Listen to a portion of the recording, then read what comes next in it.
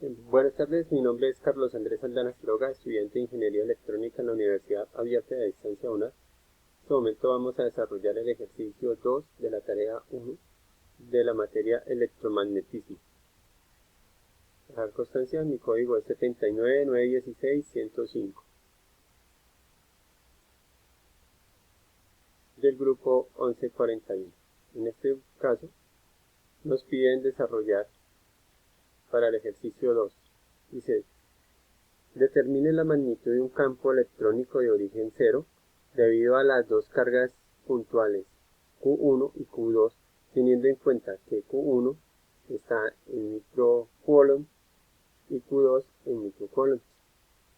Para R1 en centímetros, R2 en centímetros. La carga Q, tenerla en cuenta que es negativa. Entonces, para esto, nos dicen que teniendo en cuenta el primer dígito y último dígito de mi código, primeros dos dígitos de su código, para R1 los primeros dígitos de su código junto al último de su código, para R2 el primer dígito junto a los dos últimos dígitos de su código. Entonces, teniendo en cuenta mi código que ya les dije a ustedes, tenemos que Q1 tiene un valor de menos 75 microcoulombs, que lo equivale a menos 75 por 10 a la 6. Q2 de 79 microcoulombs, que sería de 79 por 10 a la menos 6. R1, que sería 795 centímetros, los cuales equivale a 79.5 metros. R2, 705 centímetros, lo cual equivale a 70.5 metros. Todo esto lo colocamos en la figura de nuestra figura que nos están dando, las cargas Q1 y Q2, F de X, Fx2, R1 y R2, y nuestro punto cero. Entonces,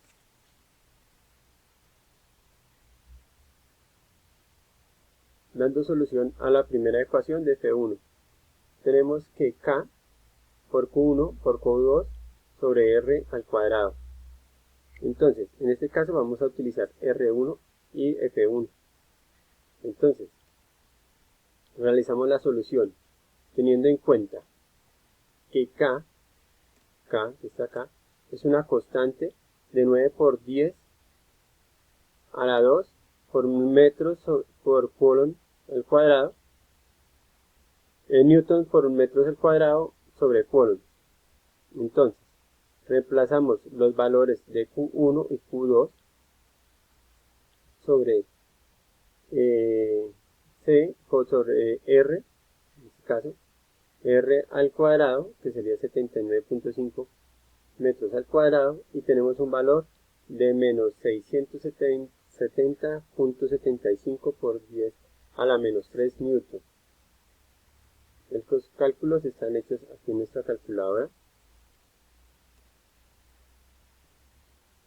Entonces, damos seguimiento a la función 2, F2, lo cual utilizamos la misma fórmula, solamente cambiamos que vamos a utilizar R2 y vamos a utilizar los mismos valores de Q1 y Q2 y el valor de nuestra constante K.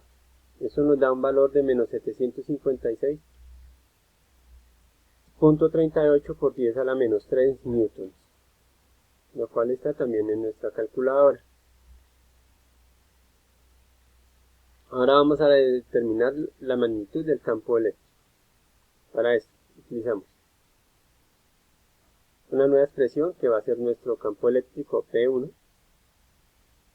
Entonces decimos que K, que es nuestra constante, por Q1 sobre R1 al cuadrado. Entonces, nuevamente utilizamos nuestra constante de 9 por 10 a la menos 10 a la 2 newtons por metros al cuadrado sobre coulomb al cuadrado. Entonces, utilizamos el valor, solamente reemplazamos el valor de Q1 y R1 con los mismos valores iniciales y nos da un valor de menos 8,49 por 10 a la menos 3, por 10 a la 3 newton sobre coulomb.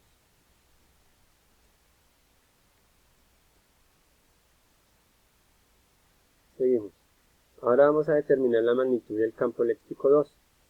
Utilizamos la misma fórmula, EP2 o el campo eléctrico 2 igual a la constante de Q2 sobre R2 al cuadrado.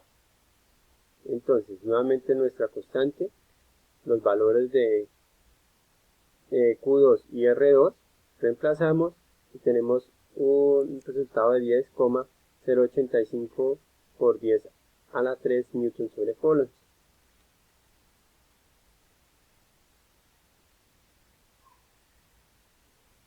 Todos estos valores los colocamos en dos tablitas, los cuales nos permiten representarlos más fácil acá en nuestra gráfica. Entonces utilizamos la fórmula para hallar la hipotenusa a través del teorema de Pitágoras. Necesitamos encontrar esta hipotenusa, a la cual le vamos a dar el nombre de h. Entonces, utilizamos nuestro teorema de Pitágoras, el cual nos dice que a más b, a al cuadrado más b al cuadrado igual a c al cuadrado. En este caso c lo vamos a reemplazar por h, que sería h al cuadrado. Entonces, desarrollamos la ecuación para encontrar que h, esta h de aquí a allá, del punto Q1 al punto Q2, mide 106.25 metros. Ahora vamos a encontrar los ángulos de este ángulo. Entonces, teniendo en cuenta que este es un triángulo rectángulo, entonces partimos de que hay un ángulo, que es este, que es de 90 grados, y vamos a hallar el ángulo opuesto, que sería este. Entonces, para eso decimos que seno de teta por el cateto opuesto sobre hipotenusa. Entonces, desarrollando esto, encontramos que el valor de teta es de 41,56 grados. Entonces, teniendo en cuenta que la suma de todos los ángulos de cualquier triángulo, los ángulos internos de cualquier triángulo suman 180 grados y ya tenemos el valor de acá y el valor de acá, vamos a sacar el valor del otro ángulo, que nos daría de 48,44, 180 menos 41,56, que ya fue el valor que encontramos, menos los 90 grados, que es lo que tiene nuestro ángulo rectángulo, nos da 48,44. Todo eso ya está aquí, entonces aquí los podemos ver más fácil. 90 grados, 41 y 48,44. Ya tenemos nuestros primeros ángulos.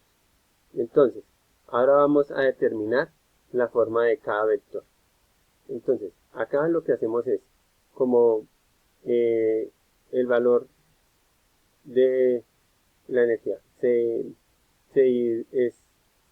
divide para varios lados, entonces vamos a tener en cuenta que nuestros ángulos, que ya tenemos de 48,44, y a este ángulo que se formaría un ángulo de 90 grados, este nos formaría un ángulo de 90 grados nuevamente,